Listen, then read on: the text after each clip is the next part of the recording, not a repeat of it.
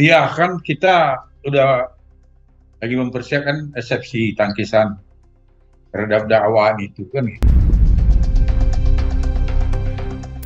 untuk Pak Raffi Ahmad sebagai staf khusus presiden membidangi pemuda dan seniman ya harusnya jangan diam aja.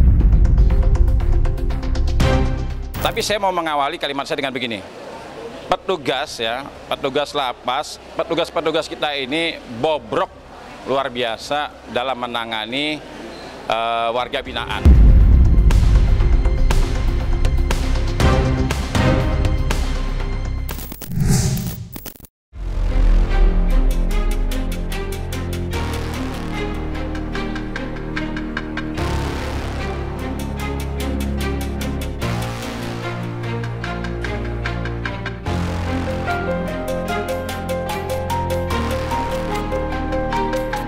Proses persidangan, kasus dugaan peredaran barang haram dalam rutan yang menyeret nama Ammar Zoni sudah resmi berjalan di Pengadilan Negeri Jakarta Pusat. Ya, walau perjuangan pihak kuasa hukum untuk menghadirkan Ammar secara langsung belum membuahkan hasil, agenda sidang perdana sudah rampung digelar pekan lalu. Dan berikutnya, sidang lanjutan beragenda pembacaan eksepsi akan diselenggarakan pada tanggal 6 November 2025 mendatang. Dan ketika dimintai keterangan, John Mathias, selaku kuasa hukum Ammar pun berbagi cerita soal persiapan menjelang eksepsi. Kala itu, John Mathias pun bercerita, ada dua aspek yang rencananya akan dijadikan poin dalam eksepsi. Pertama, terkait pengakuan Dirjen Pas beberapa waktu lalu yang dirasa mampu meruntuhkan dakwaan terhadap Ammar. Selain itu, John Mathias pun menyoroti salah satu pasal yang disertakan dalam dakwaan. Lantas mengapa John Mathias menyoroti satu pasal itu, serta bagaimanakah pula penjelasannya soal persiapan eksepsi Ammar Zoni? Iya kan kita udah lagi mempersiapkan resepsi tangkisan terhadap dakwaan itu kan sekarang ada hal yang kami itu kan sebenarnya undang-undang yang dituduhkan konstruksi pasal itu kan yang dituduhkan ke Ammar itu kan kalau kita lihat ya itu kan dengan adanya disahkannya KUHP baru itu kan undang-undang hukum pidana kan ya itu kan sebenarnya pasal yang dituduhkan itu sebenarnya kan sudah dicabut. Menurut pendapat kita begitu. Karena kan yang dituduhkan pasal 114 ya.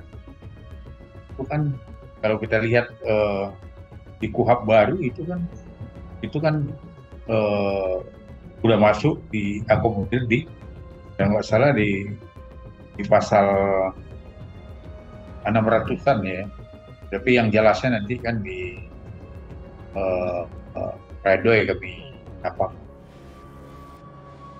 tuangkan dan kami dibacakan. Kenapa? Kan konstruksi pasalnya kan dakwaan itu udah jelas itu kan dia sebagai penjual, pengedar, dia sebagai penyimpan. Berarti kan kalau dari keterangan itu kan keterangan yang diberikan oleh instansi yang berwenang, dalam ini kan Dirjen. Ya otomatis ya ini kan harus berarti kan menurut saya keterangan itu kan pasti valid lah ya. Yang mau punya kekuatan hukum. Itu ya salah satu poin yang akan kita tampilkan di eksepsi itu. Ya udah jelas kan di situ ya satu kan eksepsi itu kompetensi relatif absolut kan gitu. Kalau itu kan memang tidak ada lah, karena kan pengadilan yang berwenang itu memang Jakarta Pusat. Nah, kemudian juga ya masalah identitas kan udah jelas sesuai dengan nama. Di lain sisi, proses hukum yang menimpa Ammar Zoni nampaknya telah mendapatkan perhatian khusus dari Raffi Ahmad selaku utusan Presiden Republik Indonesia, bidang pembinaan generasi muda dan pekerja seni, sekaligus rekan Ammar Zoni di panggung hiburan. Ya, sebagai publik figur yang pernah memiliki kisah pilu berkaitan dengan barang haram, Raffi Ahmad mengaku sangat prihatin dengan apa yang terjadi. Bahkan, suami Nagita Slavina itu sampai berencana untuk mengunjungi Lembaga Pemasyarakatan Nusa Kambangan bersama pihak Kementerian Hukum dan HAM. Sebuah rencana mulia yang disambut baik oleh John Matias selaku kuasa hukum Ammar. Mengingat, kasus ini begitu berkaitan dengan jabatan Raffi Ahmad sebagai utusan Presiden dalam bidang pembinaan generasi muda dan pekerja seni. Ya pertama ya itu kan kalau menurut saya ya sesuai dengan topoksinya ya, tugasnya Raffi Ahmad sebagai staf khusus yang membidangi anak muda kan dan seniman. Berarti ya harusnya minta dan tidak diminta kan harusnya dia harusnya dari awal udah harus turun tangan. Kenapa? Karena ini kan Ammar ini kan seniman. Berarti kan sesuai dengan tugasnya. Jadi ya harusnya dari awal kan sebenarnya kami udah selalu ngomong untuk Pak Raffi Ahmad sebagai staf khusus Presiden membidangi pemuda dan seniman ya harusnya jangan diam aja kalau ada tindakan-tindakan yang menurut kami ya seperti perlakuan yang tidak layak dilakukan terhadap Ammar. Perkara ini kan belum disidang, malahan tidak dihormati atas perbuatan nggak bersalah. Padahal kan alasan pemindahan itu kan perkara yang baru ini. Sedangkan perkara baru ini kan baru disidangkan. Kalau sebenarnya nanti terbukti bahwa Ammar ini melakukan perbuatan seperti yang dituduhkan, berarti kan sebenarnya kan dia udah mencoreng lembaga pemasyarakatan kan. Nah, barulah dilakukan tindakan seperti itu. Akan bertemu Ammar Zoni juga kan di dalam? Ya, kita lihat nanti. Ya, kalau itu biar informasinya saya daripada salah-salah bicara, biar nanti ya. Biar dicek dulu kebenarannya, nanti ada pihak terkait yang akan lebih menjelaskan ini. Nah, untuk itu kan dia nggak perlu komunikasi dengan PH. Dia kan pejabat negara. Pejabat negara, dia kan menjalankan kewenangan tidak menunggu informasi dari orang. Kenapa? Karena dia kan tugasnya yang membidang itu ya otomatis kan tidak perlu dia koordinasi dengan kita. Lain kalau seandainya beliau itu membutuhkan keterangan kita sebagai PH, ya kita berkewajiban memberikan data-data dan informasi untuk ya masalahnya Ammar. Ya kalau kita nggak diminta nggak perlu juga, kita nggak diperlukan juga. Bisa beliau turun tangan, nanti kan beliau bisa menganalisa apa yang terjadi di Ammar, apa memang dia ini satu, tentu kan ada investigasi dari beliau. Nah, hasil investigasi ini apa? Nah, berarti kan nanti sebagai petugas negara kan beliau tugasnya kan dia sebagai staf khusus ya pasti melapor ke Presiden apa yang terjadi, apakah ada salah wewenang nggak di situ dan apakah ada juga kelalaian nggak di situ. Jadi ya menurut kami ya tidak. Jika berbicara terkait lembaga pemasyarakatan, di mana Ammar menjalani hukuman, Ustadz Dery Sulaiman, sang guru spiritual sejatinya cukup memiliki pengetahuan. Pasalnya, Ustadz Dery baru saja berkesempatan berkunjung ke sana sebulan lepas guna memberikan tausiah. Ketika dimintai komentar, Ustadz Dery pun tak menampik jika lapas Nusa Kambangan memang memiliki perbedaan yang cukup menonjol dari lapas lain yang tersebar di penjuru negeri. Terlebih, mengingat narapidana yang dipindahkan ke sana memang terbukti melakukan pelanggaran hukum cukup berat. Hal itulah yang membuat Ustadz Dery ikut menyayangkan mengapa Ammar yang selama ini hanya terbukti sebagai penyalahguna barang haram harus dipindahkan ke sana.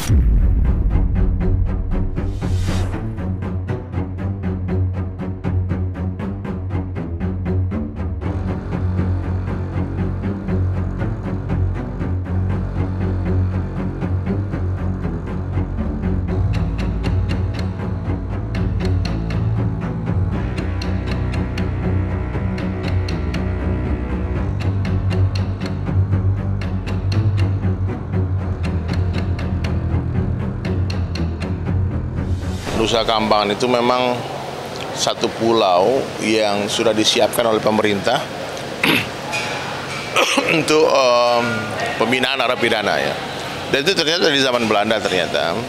Jadi di sana tidak ada warga, tidak ada pemukiman, yang ada semua penjara, semua narapidana di sana. Nah, makanya SOP orang berangkat ke Nusa Kambangan itu ditutup matanya biar nggak tahu jalan ke sana. Ya, sana kan memang maksimum security kan, memang di Nusa Kambangan itu nggak mudah. Pemerintah kan katanya kemarin yang beredar video kan disebarkan binatang buas. Memang waktu ke sana ada ular besar 5 meter saya lihat jumpa ular piton. Jadi kalau orang nekat mau lari, kayaknya nekat mati deh. Dan ketika aku kemarin itu dimintakan sama Kalapas untuk tausiah di depan narapidana, itu ratusan orang, ada 47 orang tersangka mati, sisanya tersangka seumur hidup. Ya, jadi nggak ada orang yang kasus-kasus ringan, kecil itu dikirim ke Nusa Kambangan itu nggak ada.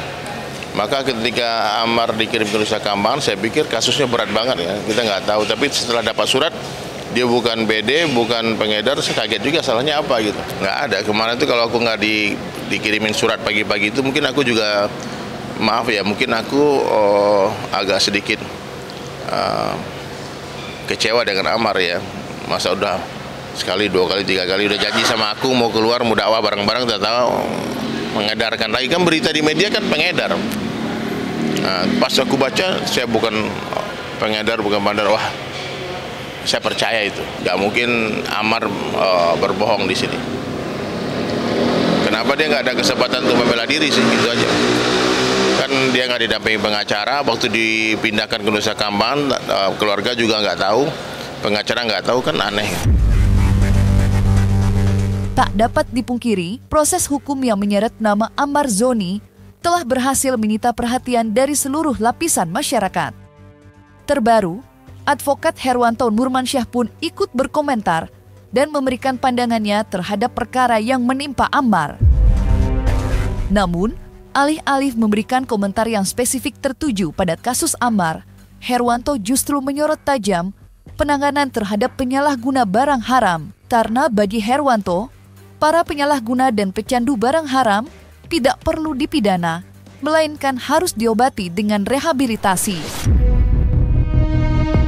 Ya, yang pertama gini ya. Yang pertama menurut saya kemarin lihat Dirjen Lapas mengatakan bahwa Amar Zoni bukanlah pengedar. Sudah jelas. Nah, pertanyaannya kenapa sekarang Amar Zoni dikirim ke Nusa Kambangan, ya kan? Tapi saya mau mengawali kalimat saya dengan begini. Petugas lapas, petugas kita ini bobrok luar biasa dalam menangani warga binaan. Saya sudah katakan ya, pengguna narkoba itu adalah orang sakit. Orang sakit itu harus diobati. Siapa yang bertanggung jawab terhadap orang sakit? Negara bertanggung jawab. Jadi kalau seandainya orang seperti Amar Zoni itu sudah tidak tepat dipidana, dia harus direhab. Ya. Nah, cuma saya dulu pernah dampingi Amar Zoni pada saat dia ditangkap pertama kali. Saya katakan begini, bagi keluarga ya yang berhadapan dengan hukum terkait dengan perkara narkoba, asesmen dokter itu jangan diganggu-gugat. Kalau seandainya ada orang yang diduga menyalahgunakan narkoba, nah biarlah asesmen dokter itu yang menjadi dasar utama agar dia bisa menjalankan rehab. Ya kan, kemudian kan ada juga sebenarnya kalau saya tengok di sini kelalaian dari pihaknya Dirjen Pemasyarakatan. Karena Amar ini kan mulai kasus pertamanya dan kedua dan ketiga, yang terakhir itu kan keputusan kan sudah jelas, itu kan penyalahgunaan narkotika untuk diri sendiri, orang yang adiksi, ya kan? Nah, otomatis kan dia harusnya ditempatkan ya di lapasnya narkotika supaya diobatin. Nah, ini kan tidak diobatin. Nah, sayangnya ya di negara Indonesia nih, di negara kita ini ya, pengguna-pengguna narkoba, pecandu-pecandu narkoba semuanya dipidana. Jarang sekali yang namanya direhab. Ya. Kalau ada duit, rehab. Kalau nggak ada duit, dipidana. Akhirnya apa?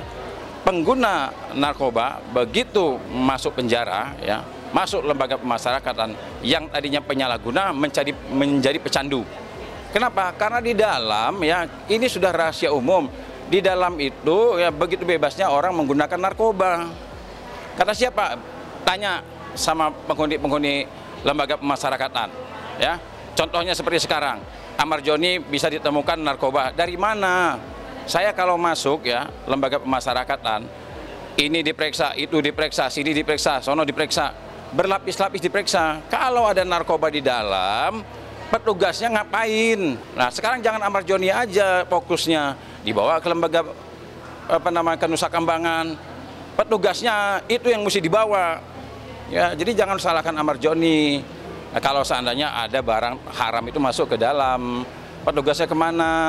Periksa petugasnya. Nah, sekarang Amar Joni dikirim ke Nusa Kambangan. Kemudian Dirjen Lapas mengatakan bahwa dia bukan pengedar, dia hanya pemakai. Nah, tapi orang sudah dikirim ke Nusa Kambangan. Kan jadi bobroknya luar biasa petugas-petugas kita ini.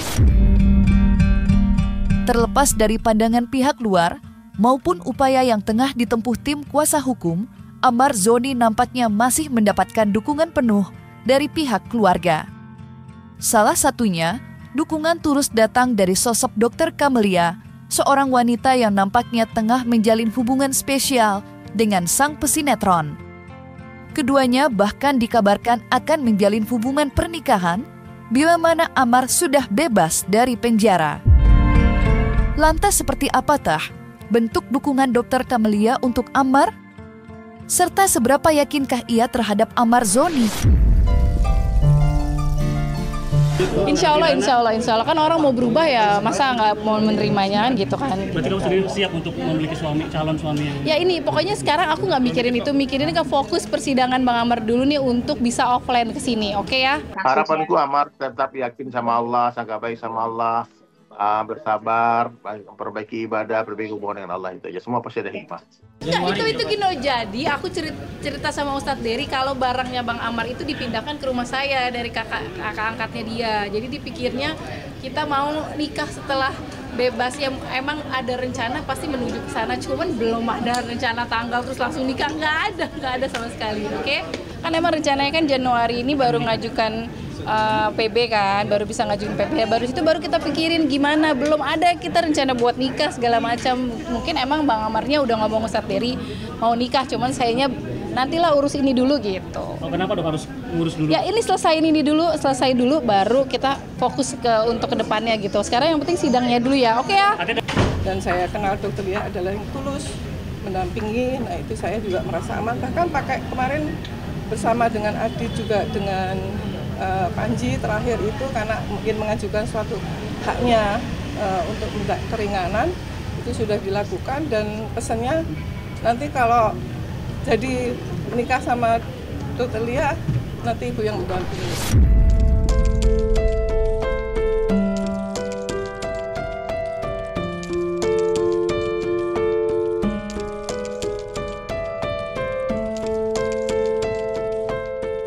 Nah, selesai sudah, Cumi Lovers. Jangan lupa untuk like, subscribe, dan juga share channel YouTube Cumi Cumi.